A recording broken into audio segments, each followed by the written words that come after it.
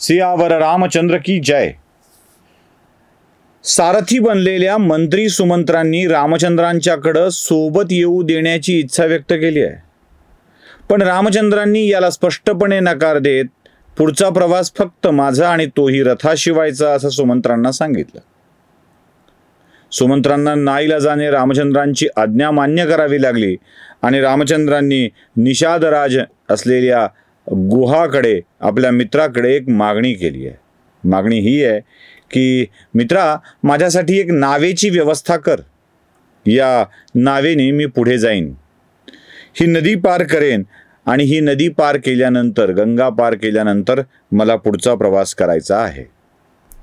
खरं तर निषाद राजाला सुद्धा रामचंद्रांच्या सोबत जायचं होतं। आता कथा वेगवेगळ्या स्वरूपाच्या आहेत।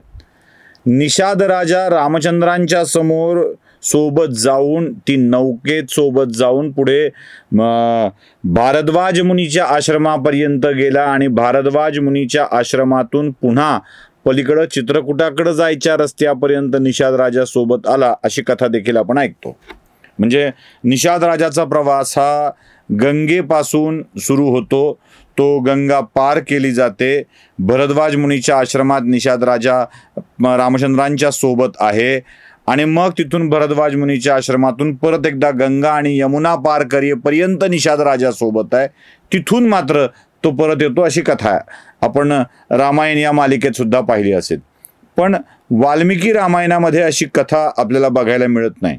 जिथे कुठे उल्लेख आहे तो रामचंद्र, लक्ष्मण आणि सीता पुढे गेल्याचा आहे। त्यामुळं निषादराज गेल्याची कथा जी आपण ऐकली ती जशास तशी ठेवूया। मी त्याचा नकार करत नाही, त्याला नाकारत नाही, पण वाल्मिकी रामायणामध्ये तशी कथा नसल्यामुळं मी तुम्हाला पुढे निषाद राजाच्या शिवायच ती कथा सांगणार आहे। सुमंत्राला म्हणाले की आता तो पण परत जावं, अयोध्येची काळजी घ्यावी, महाराज दशरथांची काळजी घ्यावी, माता कौसल्याची काळजी घ्यावी, सुमित्रेची काळजी घ्यावी, नगराची काळजी घ्यावी, ही सूचना केली आहे। बघा रामचंद्रांचं कसं आहे, एक तर लोक इथं राहा म्हणतात, नाहीतर मला सोबत न्या म्हणतात। म्हणजे अख्खी अयोध्या सोबत यायला तयार होती। सीतेला सांगितलं, ती सोबत आली, लक्ष्मणाला सांगितलं, ते सोबत आले, सुमंत्राला सोबत पाठवलं, त्यांची सोबत यायची इच्छा आहे। निषाद राजा म्हणाला, माझं राज्य तुम्हीच घ्या, या राज्याचे स्वामी तुम्ही व्हा, मी तुमचा सेवक बनून राहतो, नाही जमलं तर तुम्हाला हे जमत नाही का, मला घेऊन जा, मी माझं राज्य सोडून देतो। रामचंद्रांचा सहवास काय बघा, म्हणजे जो रामाच्या सहवासात येतो ना त्याला तो सहवास सोडावा वाटत नाही। दशरथ तर काय हो नाहीच म्हणत होता, एकटी कैकई, एकटी कैकई, जिला रामचंद्र नको होते, आणि ती सुद्धा का तर मंथरा सोबत म्हणून मी मग पहिल्या याच्यामध्ये सांगितलं होतं की लक्षात ठेवा की आपल्या सोबत अशी मंथरा असली पाहिजे का, याचा विचार आपण नेहमी केला पाहिजे। ज्यांनी ज्यांनी रामांच्या सोबत वनवासाला जाण्याची इच्छा व्यक्त केली त्या प्रत्येकाला रामचंद्रांचा नकार आहे। मित्र निषाद राजा गुहाने एक नौका तयार केली आहे, त्या नौकेमध्ये रामचंद्र विराजमान आहेत। आजही त्या श्रृंगवेरपूर गावामध्ये निषाद राजाच्या एक हे उभं केलंय, स्मारक उभं केलंय, आणि त्या स्मारकात तुम्हाला ती नाव आजही जशास तशी बघायला मिळते। तो भेटीचा प्रसंगही फार छान सुरेख पद्धतीने ते शिल्प उभं केलं जात आहे।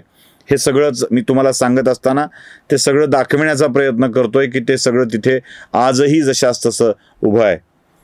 मित्रांनी मित्रासाठी नाव आणली आहे आणि या नावेला गंगेत टाकून आता इथे अजून एक कथा जोडली जाते।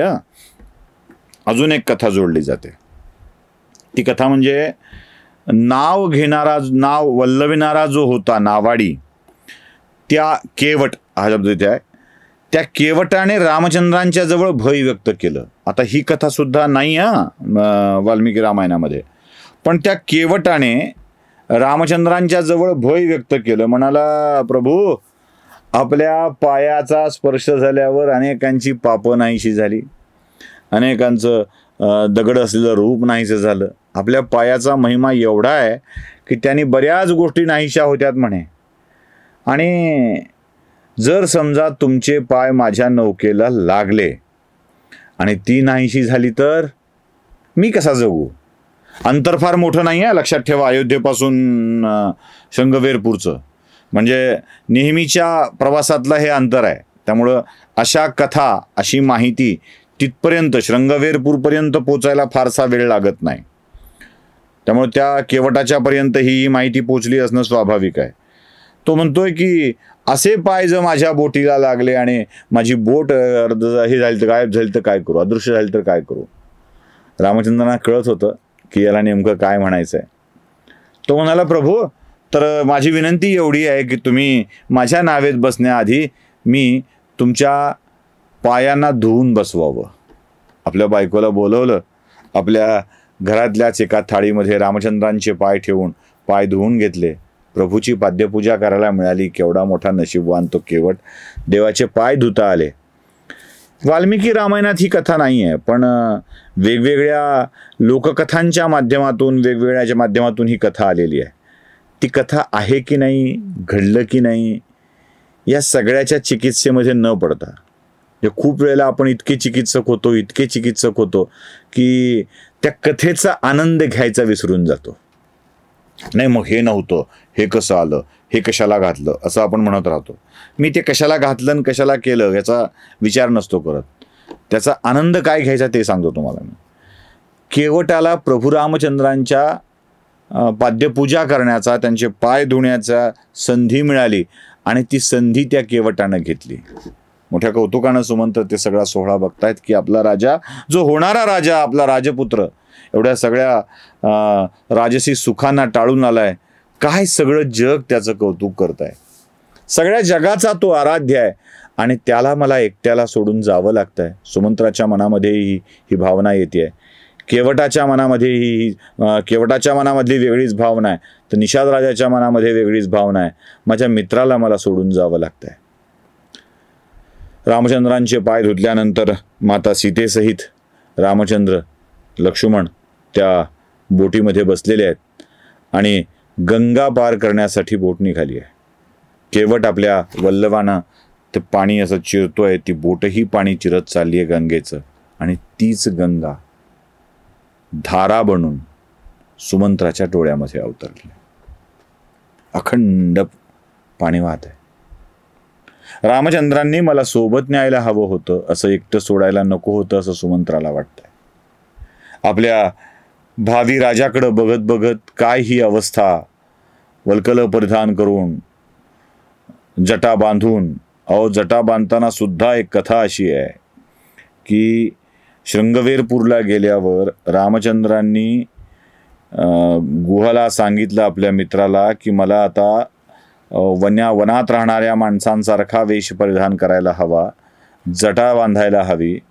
तेव्हा ही जटा बांधण्यासाठी, कारण रामचंद्रांचे केस जटा बांधण्यासारखे नव्हते, असे मस्त मोकळे झाकळे छान केस, तर वडाच्या झाडाचा चीक आणायला लावला आणि तो वडाच्या झाडाचा चीक आपल्या केसांच्या मध्ये लावला.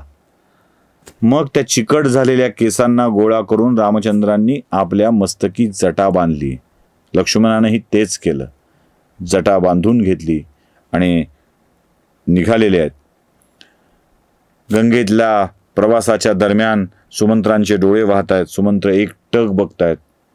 पहिल्या तीरावरती नाव पोचलेली आहे आणि पहिल्या तीरावरती नाव पोचल्यावर सुमंत्रांना आता ते दिसतंय पहिल्या तीरावरचं दृश्य. ते बघत आहेत, एकटक बघतायत, डोळ्यातून पाणी झरतंय. विवश असहाय्यपणे ते बघतायत. आपले राजपुत्र दूर दूर निघून जात आहेत, दृष्टीआड होत आहेत, हे ते बघतायत. आणि ते चालताना सुद्धा कसे चालतायत ते बघितलंय. सगळ्यात पुढे लक्ष्मण आहेत, मध्ये माता सीता आहेत, मागे रामचंद्र आहेत. लक्ष्मणाला सांगितलंय, लक्ष्मणा, सगळ्यात पुढे तू असशील, समोर काही मार्गात अडचणी आल्या तर त्या तू दूर करशील, मध्ये सीता आपल्या दोघांच्या मध्ये चालत राहील.